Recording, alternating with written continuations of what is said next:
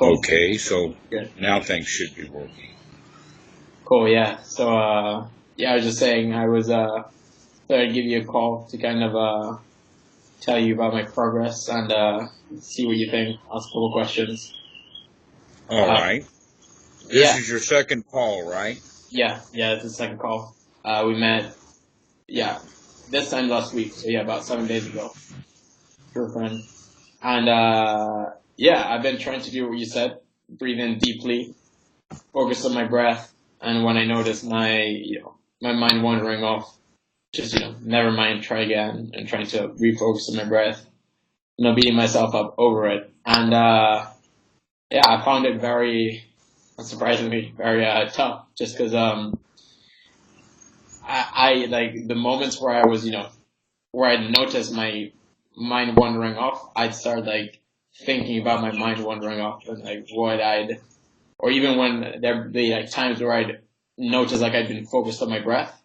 Mm-hmm. I think about having been focused on my breath and, maybe like what I'd say to you about it and what I'd think, why I thought I was better and this kind of stuff. So, I don't know if I'm doing something wrong or whether it's a case of just like keep trying and, just repetition.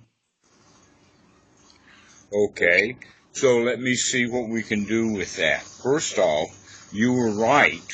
I think we warned you last time that, and this is more true actually for Westerners than it is for Asians.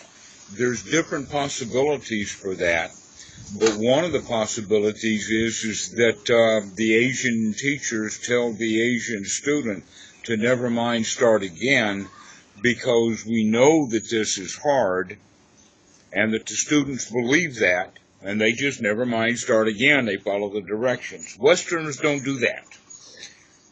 What they do is they second guess and they overanalyze. Yeah, I've definitely been doing a lot of that. Yes, and what we do with that is called doubt.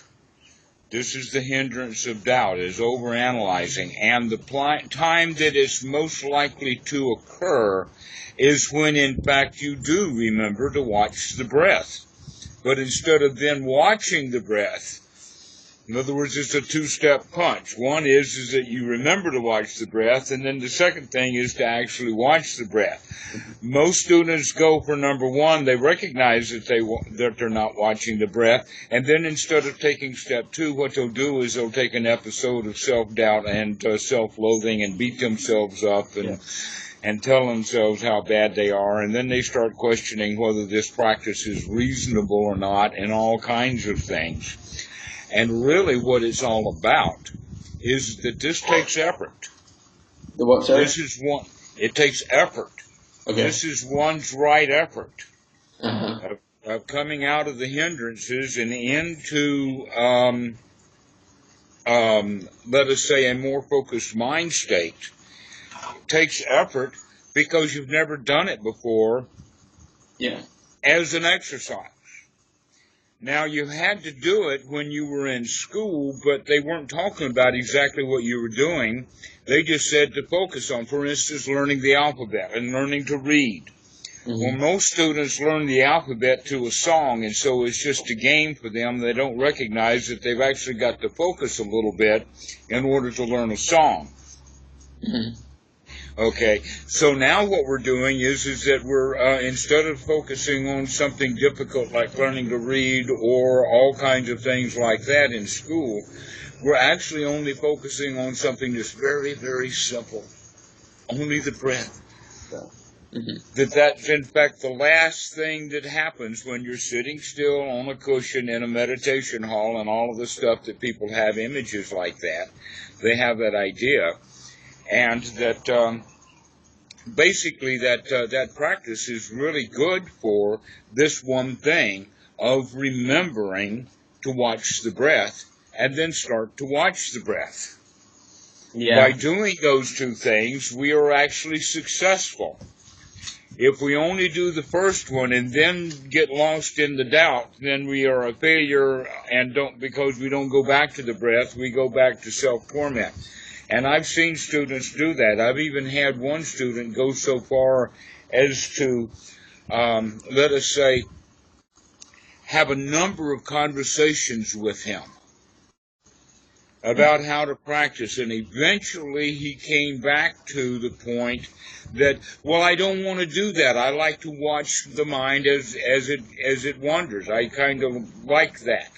Yeah, I definitely had that too, where I was, like, I had I'd be thinking, I'd have some, like, good idea, and I didn't want to, like, let go of it, or I thought of something nice that happened, and I'd be like, it'd be like a struggle to be like, just let it go and go back to the breath, because I was, I'd be enjoying it. I also didn't find that I was, there wasn't a lot of, like, self-attack. I wasn't, kind of, like, hating myself for not being able to focus on the breath. It was more just, like, thinking about the thing I was doing.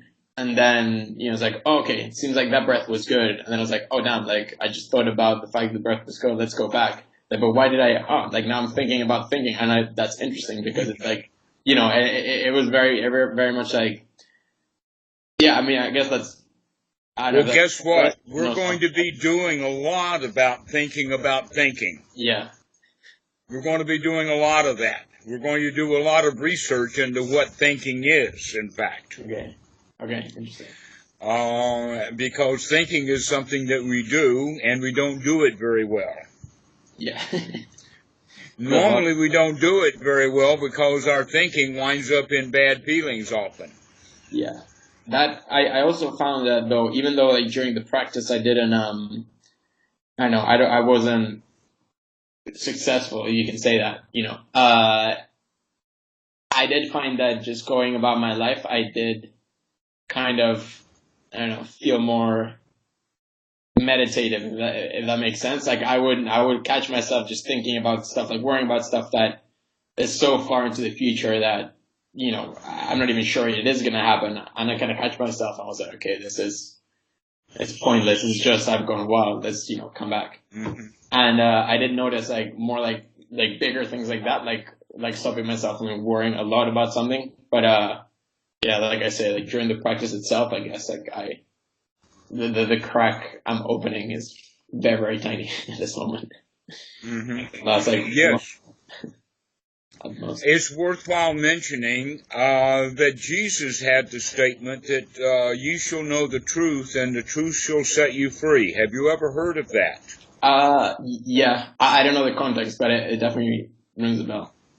All right. There is actually an additional line to that. The truth shall, you shall know the truth, and the truth shall set you free. But first, it'll really piss you off.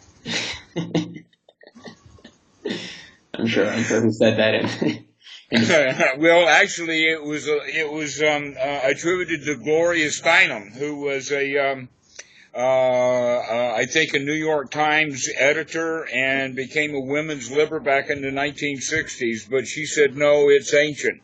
Yeah, okay. It's ancient, and she's known about it her whole life, but the first time that we have it in print is, you shall know the truth, and the truth shall set you free, but first it'll piss you off. I see that happening a lot, and basically what it means is that we have delusions about things, that we're wrong about things, that we make up stories about things and then think we know the right story.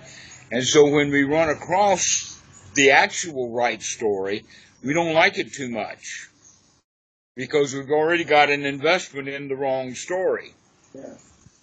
Yeah, an example of that is the stock market, that people will buy a stock and the stock goes down and they'll hold on to it because it's my stock. Mm-hmm. Then they'll feel bad when it goes down rather than selling it. This is an emotional attachment rather than doing it with logic and wisdom. But real logic and wisdom would say, stay out of the stock market, because all you're going to do is watch stocks go up and down, and you're going to feel good and bad about it. Yeah. But in any case, the truth shall set you free only when we're actually willing to drop the delusions and then go into the truth. And so you'll find a lot of truth seekers that will spend many, many years seeking the truth, and every time they run across it, they reject it because they don't like it. Mm-hmm. Okay. So what is that willingness kind of? I know how does it come about in the people that are willing, say? All right. We can do that in two ways. We can look at it on the outside and we can look at it on the inside. If you look at it on the outside, for instance, politics, all right, Kavanaugh is an exact example of that. The Republicans are so interested in getting him nominated, they're not willing to look at the truth. Mm-hmm. That's a clear example. All right. But the really more interesting ones are the ones that are happening on the inside. When meditation begins to point out or let us say that through the process that has been labeled meditation, which is actually the Buddha would use the word of Citta Bhavana, or mental development. Mm-hmm. Part of mental development is the recognizing where there is no development. And sometimes we think that there's development there. We think that we have a skill there where in fact we don't. Okay. Or that we have a skill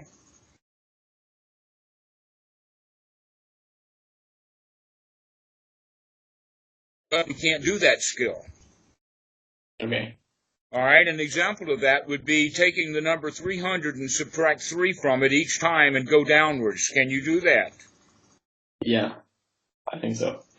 All right, now imagine that you're called out of an audience on a television or a televised situation. You're brought up on the stage, and the guy who's doing this knows how to put you under stress and is putting you under stress in front of a large audience, telling you, oh, this is really, really difficult to do because I'm going to hook you up to some machinery and we're going to record all of the stuff that's happening in you. Now go, 300.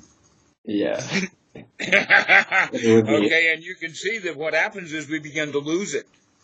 Mm-hmm. What happens is under stress, the neurology of the mind is such that we will go into that, the reflexes of fight or flight, but before we go for fight or flight, we go into freeze mode.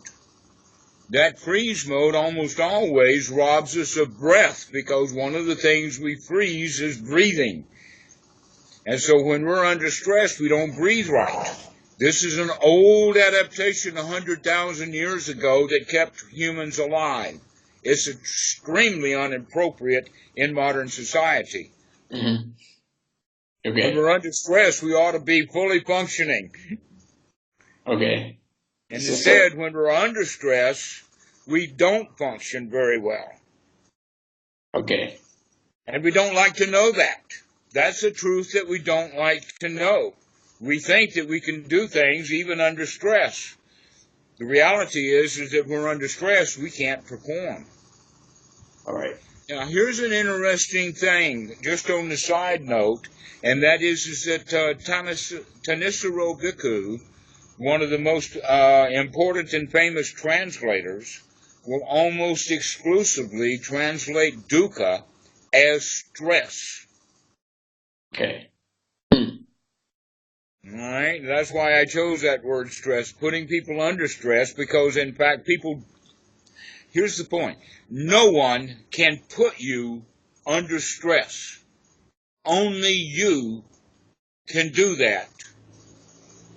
And only because you're following old patterns rather than through wisdom. If you're here now and seeing what's going on and you see people trying to put you under stress, you can laugh that off.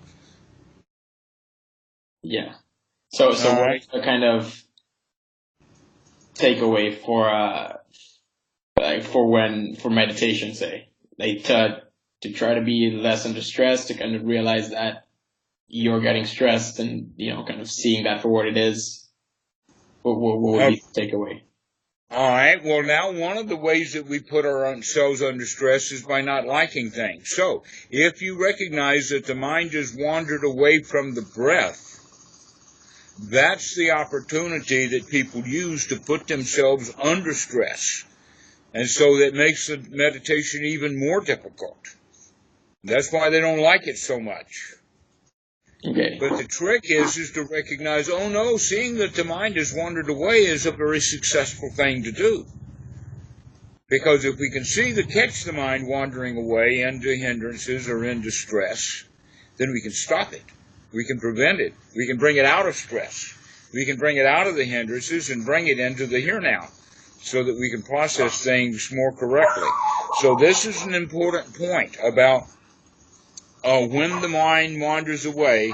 Goenka has a very, very favorite saying. He says, never mind, start again. Mm-hmm. And that whole phrase is, when the mind wanders away, never mind, start again. And you can also hear his voice crack with a little humor or laugh in there. When the mind wanders away, never mind, start again. And so we become kind of joyful at it. Why? Because we know that we need to start again over and over and over and over and over again until we start making it a habit. Now, here's the point. Let's put it this way. Imagine the palm of my hand here being a drum head, and this hand in a fist is the drum mallet. Is this the right way to play a drum? No. No. Is this the right way to play a drum? Yes. Yes. That's right. That's what we want in our mindfulness. We want to develop the habit of coming back and coming back and coming back and coming back, unremitting. We just keep coming back and coming back. Yeah. In the beginning, it's not so it's not so repetitive. It comes in spits and starts. But later, as you develop the habit, it will come back over and over and over again, and also what will happen is that you'll be able to watch the breath and continue to watch the breath, but the hindrances will start up again and be in the background. And that's the second thing that we'll have to work on. Mm-hmm. But the first thing that we work on is that whenever the mind just completely wanders away from the breath, that means we're completely gone. We're no longer in the here now. We're caught someplace. We're no longer actually alive. We're only a memory of ourselves. Okay. So when we can come out of that state over and over and over and over again, now we're building a new habit. And one of the very, very first skills that occurs is the skill of being able to empty the mind of whatever was in there and put in there something that's useful, valuable, and wholesome. Thinking about the past, thinking about what you were doing in the past, thinking about what you liked and didn't like in the past and how things were in the past is not worthy of your attention. There is nothing in the past that, other than the value of it in the past, not going to be valuable now. It's just an old memory. The only possible thing is for you to come up with regrets. Mm-hmm. Okay. Right? We want to fix the past. It wasn't exactly as good as I can think about it now. In fact, it's possible. Imagine that you have 5 or 6 people sitting in a conversation or a meeting or something like that lasted a while, and then everybody goes away from that meeting, and everyone in that meeting, as they're leaving the meeting, feels satisfied and that the meeting is over. And then when they leave, now they'll start to second guess it, and say, I should have said this, and he did that, and wow, that was a mess. And now all of a sudden, in everybody's mind, a successful meeting has now been trashed. Yeah. Upon reflection. I always kind of, I'll struggle, like, when I think about, like, the past, like, I always have a tendency to think that, that I could have used my time better. Like, I always have, like, this, I don't know, find myself having this kind of fixation with, Isn't that amazing? Because right now, when you're dwelling in the past, thinking that you could have spent that time better, you're actually wasting your time now, and you can spend it better rather than reminiscing about how you could have spent your whole time better. So now you have screwed up in 2 ways. I guess it feels so natural to just kind of look at the past to see how you can, want to, draw lessons, stop and think, want to draw lessons from it and be like, okay, this is what I'm going to change in the future. But then, that's never been that useful to me, to be honest, like, as much as I've done it. Right. Do you know what the Buddha called himself? No, I don't. All right. We call him the Buddha. Mm-hmm. And in Thailand, he's Praputa Chow, which is the word Buddha is in there. But he didn't refer to himself as that. In fact, there was only one time or only occasionally that word would come up in the sense of someone asked him, was he was he a ghost, or was he a deva, or was he a god, or was he a dingbat, or a devil, or whatever? And he said no to all of those things. And he said, what are you? And he says, I'm awake. But that's only one time. Normally he referred to himself as in the third person as Tathagata. Mm-hmm. The word Tathagata, it has a root word, tathatha, and tathatha means thusness, or thisness, or here now. In other words, the Buddha referred to himself as the one who is present. He's here. The present one. Now, the verb, like in some languages, coming and going, are the same thing. In Thailand, it's pai, but there is a word ma, which is here, so painai or painai ma would be where you're going or where did you come from. All right, but the verb is pai. So that's also true in the Pali, and so it gets translated as thus gone one, is how it's normally translated, which is really not a very good translation, because how can you go to the now Mm-hmm. unless you're coming from a time that's not now? Yeah, makes some sense. Okay, but so he's come home, he's come to the now, he's here now. That's what it means. So if that is how the Buddha refers to himself, then that should be a major key or hint as to what the real practice is designed for. That in fact, if we look at it like that, almost all of our suffering comes from fears about what's about to happen, much of which never does. Yeah. All right? And so when we're here now, in fact, if we're truly here now, then we're most likely not suffering. Almost none of the suffering happens in the present. Mm-hmm. Right. Suffering is Almost over. none of it happens if we, let us say, if we are present, if we're in the present. Well, what we do is we get attached to things that are from the past. An example of that would be someone who likes a sport team. And you can imagine how many fights there have been all over the planet Earth, both small ones, big ones, riots, etc., like that, over two people disagreeing over which sport team. Mm-hmm. Okay? Yeah, I And always because, find that so yeah. puzzling. And so what will they do to say, well, my sport team is better than yours? Why? Because in the past they won a particular game. In the past they beat your team, etc., like that. All right? So much of our attachment has to do with the past and the future. We don't do much attachment in the present moment. We're always attached to the past. So if we can come to this present moment and be here now, that also has the quality of being free from hindrances because we're not paying attention to the past or the future or the restlessness nor the doubt. And the most important one, in fact, the jewel of the crown, is wanting something that we don't have. Mm-hmm. Because almost all of the other hindrances are secondary to that one. So that's the big one. And in fact, that's also one of the major sources of suffering, is wanting something that we don't have.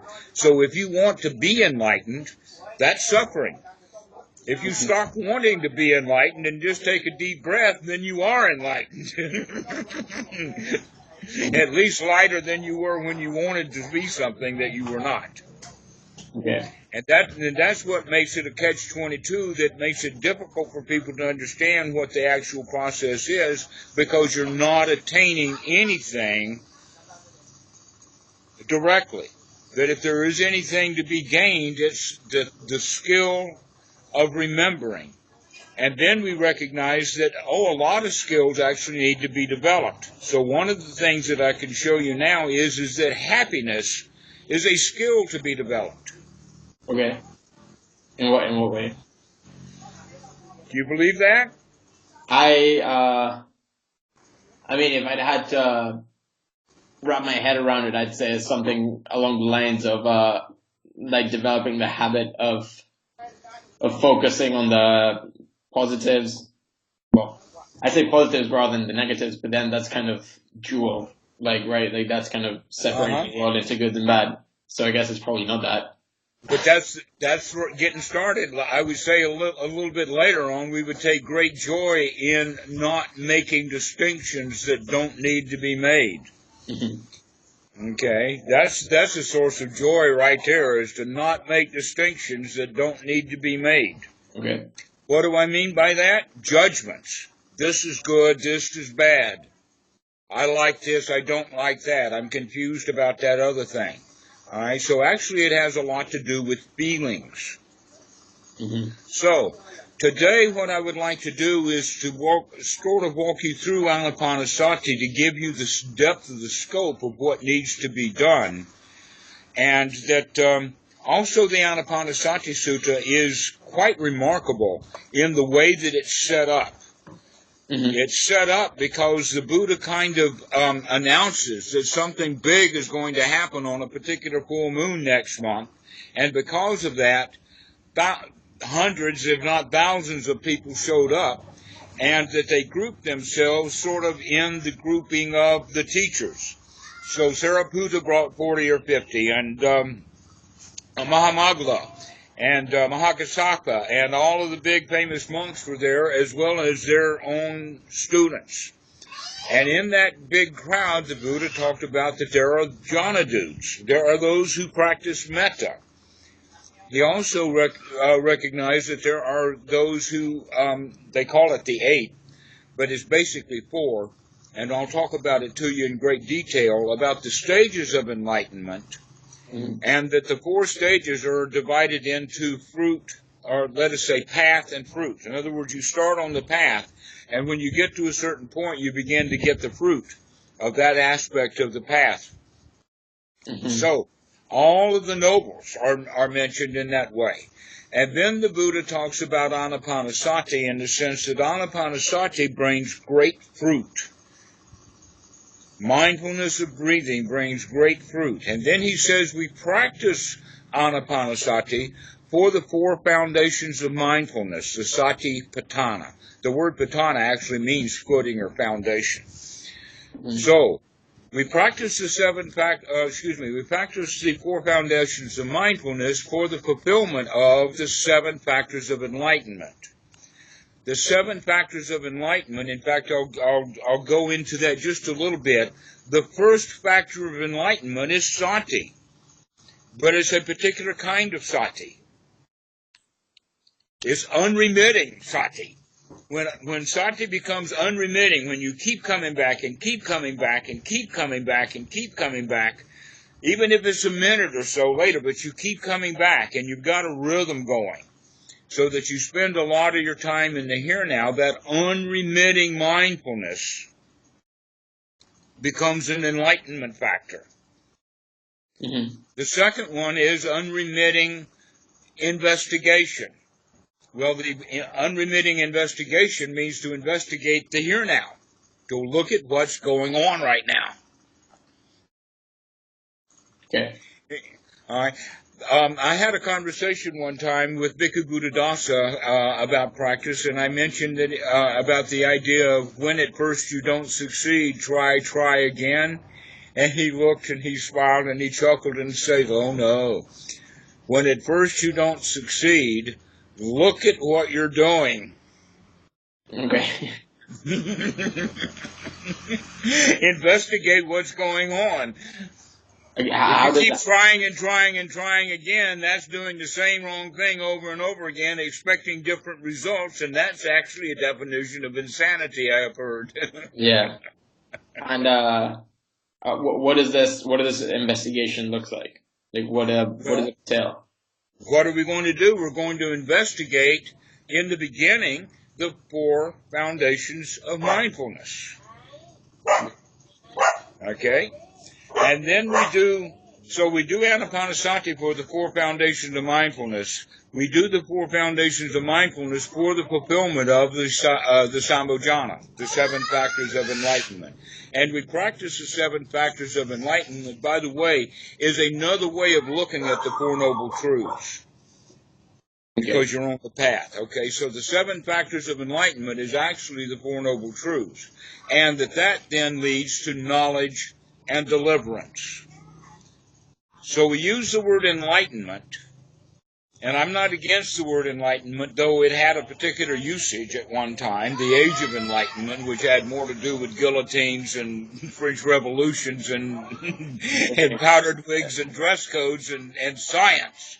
Yeah. And had very little to do with Buddha. Where the word enlightenment and Buddha got together, I'm not sure, but it's an okay word to use. Mm-hmm. Why? Because with the word enlightenment, the word light is the most important word.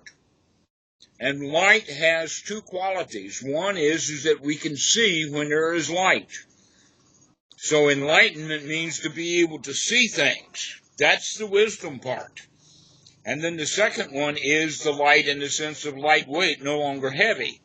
That's the joy part, or also the joy of dropping the defilements, dropping those fetters that cause suffering. Mm-hmm. So knowledge and vision. So let's keep that going. Anapanasati is practiced for the 4 foundations of mindfulness. The 4 foundations of mindfulness for the 7 factors of enlightenment and the 4 Noble Truths. And we practice that for the fulfillment of enlightenment, which is knowledge and deliverance. 2 kinds of enlightenment. Okay. It's important to recognize that. Because most people think there's only one enlightenment, and there's not. There's 2. Okay. What are they? All right. The first one is called Sotapan, and is translated as stream enterer, but a better word would say the flood enterer. That he who has learned how to come to the here now. That's the first step of enlightenment. Okay. All right, and the second is the Arahat, which has eliminated all the fetters. And basically what that boils down to is that means that he has learned to manage his feelings. He no longer feels what the old reptilian programming of the mind called for. He is fully consciously aware of and has the ability to control how he feels. All right. Which means he does not put himself under stress when people want him under stress. So it's not really two types as it is like 2 stages, right? Like one seems to follow from the other. Yes. Okay. There's actually some intermediate stages, but let's not go into that. Those are way, way, way away. Let's get that first step going, which is being here now, to learn to stay in that present moment. And that's why we practice Anapanasati. So, you asked the question about the investigation. Well, Anapanasati is practiced for the 4 foundations of mindfulness. The 4 foundations of mindfulness come precisely from the 4 elements out of ancient Ayurvedic philosophy. Earth, air, fire, and water. Mm-hmm. The earth is the body, water is the feelings, fire is the mind, and the air is the clouds of the air are the thoughts that go by. Mm-hmm. All right? Okay. So, what we're going to be doing is we're going to start controlling first the thoughts, the clouds of the mind, the air. Then we're going to learn to start to control the mind almost immediately, but it's going to take a little bit longer. The third thing that we're going to do is control the feelings. But we use the body in order to affect these changes. So right from the very beginning, we use the body. We're here now because we're watching the breath right now. So the first 4 steps of Anapanasati are divided for the body. The second 4 steps of Anapanasati is divided for feeling. The next tetrad, the third, which is number 9 through 11, or 12, is for the mind, and then 13 through 16 are mental objects. Okay.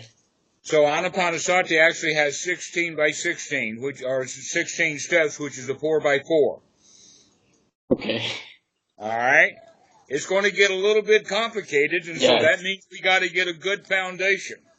All right? So in a way, you can say that how are you going to tell a first grader about trigonometry, topology, numerical calculus, matrix calculus? You're not. You got to start with numbers. Yeah. And from numbers, then we start to learn how to add. From adding, we do subtraction. Then we do multiplication. Then if we get really stuck into it, we do long division. Okay. All right, and that happens years and years and years of that before the kids even get any algebra. And it's only after they get into algebra and symbolic notation that they can even get a glimpse of what calculus is going to be like. Yeah, I find that surprising though, because I always thought that, like enlightenment or kind of, like following the path involves kind of less thinking, if that makes sense, or less complexity. It's almost like the path of realizing that the complexity isn't needed, if that makes sense. So I find it quite surprising that, one, that you would use that analogy. I mean that analogy is the case, if that makes sense. Like that it involves knowing more and thinking more and kind of, knowing more steps. All right. Yes. Let's put it this way. If you have a complex structure that needs to be dismantled or demolished, which would be the preferable way to do it? To just demolish it, just which is kind of what your suggestion. Okay. Or how about deconstruction? If you're going to deconstruct something so that you can use the things that you're coming out of it with, then that means that you really need to understand that complexity in order to learn how to take things apart. All right. Okay. All right? Once we take it apart, things are going to get a whole lot simple again. Okay. Sounds good. All right, so yes, we're going to learn how to work with complexity in order to deconstruct it to get it down to its basic component parts. Okay. So right now, one of the most sophisticated things that we can think of is the human mind. And yet we actually are going to deconstruct that thing, and we don't want to demolish it. Please don't demolish the mind. We'll deconstruct it. I know how to do it. Bang my head against stuff, I don't know. Okay, so what we're going to do is we're starting to investigate in the sense that who you are is not who you thought you were. And so we need to do some deconstruction so we can actually go for a hunt. And one of the things that we're going to do is we're going to go looking for you. Okay. And when you do a full deconstruction and take everything apart, inventory, catalog, and actually place into its proper position every little thing there in all the components, which there's not that many of them, only a few 100,000 or so, you'll come to the conclusion that there's no self in there anywhere. Right. Okay. Now, we can accept that intellectually, but it's only after we go through the deconstruction process and actually see how the mind works to recognize that the human mind actually works quite well without a self. That when we wind up in a self, we almost always wind up in selfishness. And selfishness is always associated with stress. If there's no self to protect, then there's no stress. Yeah, I see. All right. Yeah. Now, okay, so now we can go off into the idea of no self. Let's do that a little bit later. Let's stay with Anapanasati for a while. Okay, we're going to stay with the 4 foundations of mindfulness. We have the body, we have feelings, we have the mind, and we have the mind's objects. So, when you sit down in meditation, you say, okay, we're going to watch the breath. That means we're using the mind to watch the breath. And then the mind wanders away, so we no longer have the breath as an object of the mind. Now we're thinking about Aunt Susie and how she slapped me around when I was 8 years old, or something. I don't know what. But I'm no longer watching the breath. By doing that, and then recognizing, oh, the mind has wandered away, I can either still say, well, fuck Aunt Susie and that kind of attitude and all of that, or I can say, never mind, and throw Aunt Susie out of the mind. Throw her out. We're going to be able to learn to control the mental objects. By throwing Aunt Susie and the thoughts of the past out of the mind, we're going to actually gladden the mind just by not having the weight of Aunt Susie on the mind anymore. But we can also congratulate ourselves that, in fact, the list of words that I use that you would start to use for yourself would be words like success. Boy, I'm glad I don't have to think about Aunt Susie anymore. So we have joy, we have success, we have satisfaction, we have safety. Aunt Susie not beating me anymore. She was just a minute ago because I was thinking about it. Therefore, there it was. She was beating me again. All right? So now that we're no longer thinking about Aunt Susie, I'm safe right here, right now. So safety, security, satisfaction, success. Success is actually quite a big one. To get over that mode of failure when the mind wanders away and you recognize the mind wanders away, you immediately want to go into the old pattern of failure. So this is going to take a change of attitude. So this is actually one's right effort. You know, right effort is one of the Eightfold Noble Path, right? Why is it there? For this reason. It's got to be used right from the very beginning. You've got to take the effort to cheer yourself up until it becomes a habit. All right. Okay. Every time you take a breath, you use that point of time to cheer yourself up. Right. Imagine it like this. There's actually a song out of The King and I, which is about Thailand. The Thai people, they love The King and I as a film or as a movie, but they hate who is it? The actor, the one who was bald. Let's say Yul Brynner. They hated Yul Brynner as the actor for the king because he was nothing like Mongoot. They should have done better research. But in any case, there's a song. Whenever I feel afraid, I hold my head erect. I whistle a happy tune and no one will suspect I'm afraid. And in that song there is a line that when I fall down, I pick myself up, I dust myself off, and I start all over again. All right? So if you think about that, every time the mind wanders away, it's like falling down and you've gotten dusty. What is the dust? It's the dirt of the mind that you've fallen into. So you want to dust yourself off. Get rid of that stuff and start over again. Start watching the breath again. So this is the way that we do that. And we do it joyfully. Okay. We get the joy going. All right? So that becomes a habit that we have to manufacture. This is actually a listing on step 10 of Anapanasati is actually listed, gladdening the mind. So basically what we do is we recognize the mind has wandered away, we gladden the mind, which actually is going to start affecting the feelings, and then we come back to the body. And so that's the Satipatthana right from the very beginning. There's two ways of talking about it. One is, can you go into the meditation hall and sit down on a cushion and have only one of those four things come into the room and let the other three take a vacation? So this week only body. Next week only feeling. And so there's only a feeling sitting on that cushion. No, you can't do it like that. You've got to have all of it there. Another example, you go to a car school to learn how to drive. The first lesson they're going to teach you is only how to steer. You come back for the second lesson, they're going to teach you about the throttle. It's only on the 8th lesson that they teach you about brakes. I don't think that school's going to be in business for very long. No, you got to learn how to drive the whole darn car all at one time, and it's not easy. You'll remember when you learned how to drive, it was not easy. took some coordination.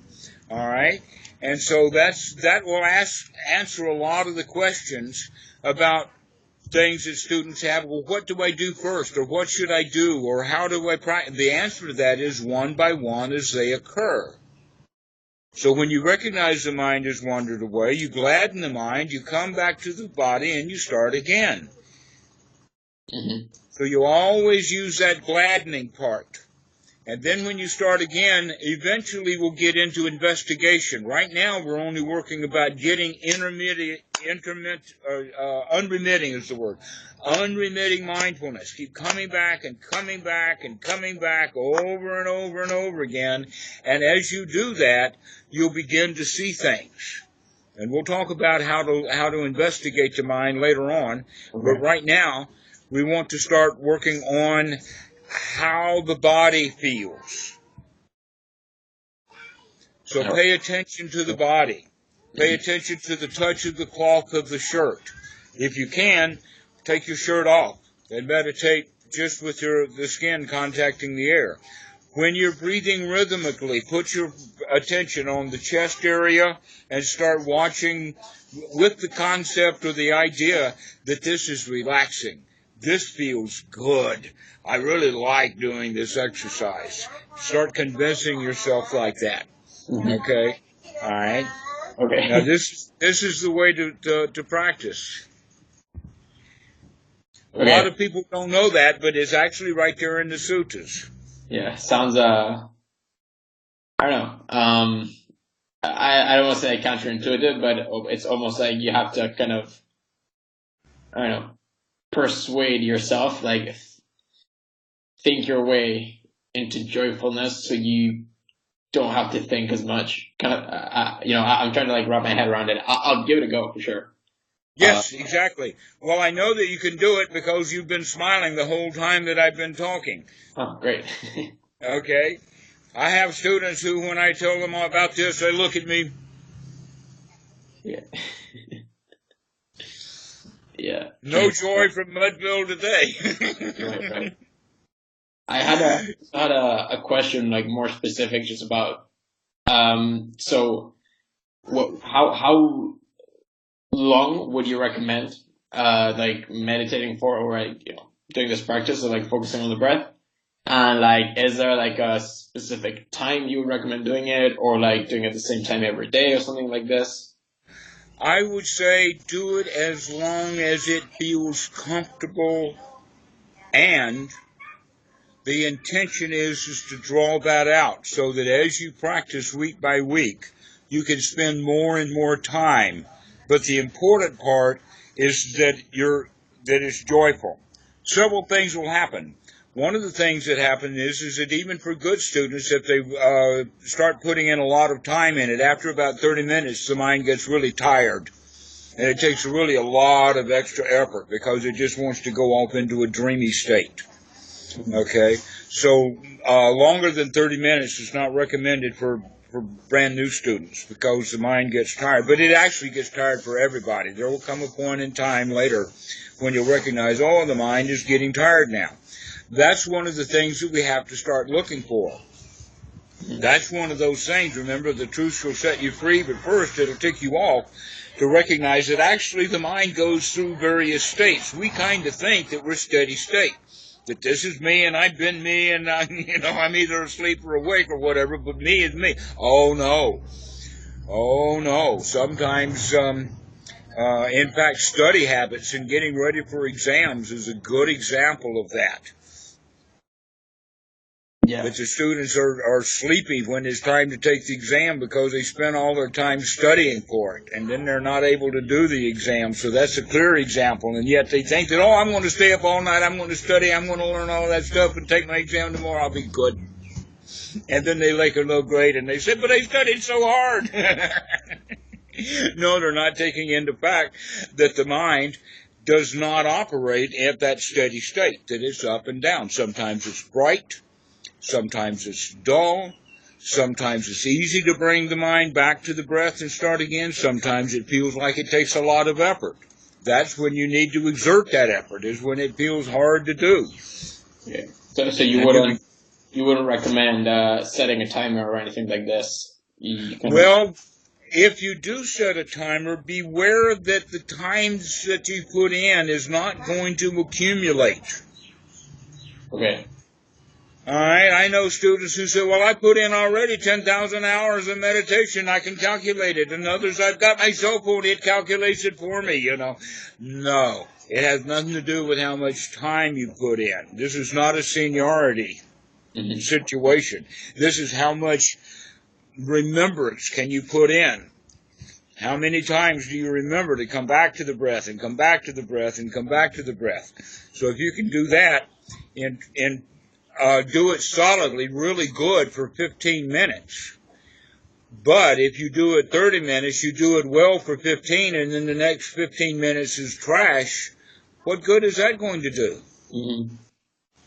Okay. So the answer to your question is, it takes a bit of an investigation. Okay. Whatever feels better. Like, whatever feels kind of right. Okay. Okay. Okay. What do you recommend?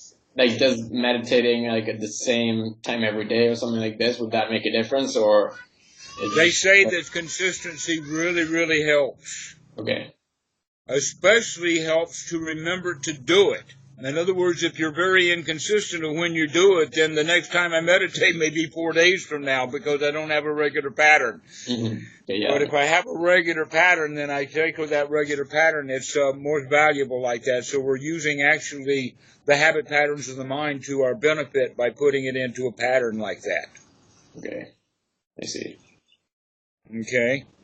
So if you want to use a timer, start with the idea that you're going to do it for 15 minutes twice a day, and do that for a few weeks, and then give it 5 minutes. And then a few weeks later, give it 5 more minutes. Then a few weeks later, give it 5 more minutes. And you can see that after a while, you might be spending quite a lot of time at this. But meanwhile, there's a lot to do. But that way you can think of it from just beginning instructions that we're going to look at increasing the amount of time. And that sometimes it's going to take a little effort. So sometimes that clock can be useful to push us through that time when the mind is really tired. At other times, you'll start to marvel at, you start to pick up that cell phone just 5 seconds before it goes off. Then you've got it. You know when that time is up. Okay. So I guess for this week, like, the takeaway would be to focus on, like, joining the mind. Like, when I catch myself, and it's just like a matter of, like repetition, not necessarily, like good repetition, like doing the right thing. Okay. Very good.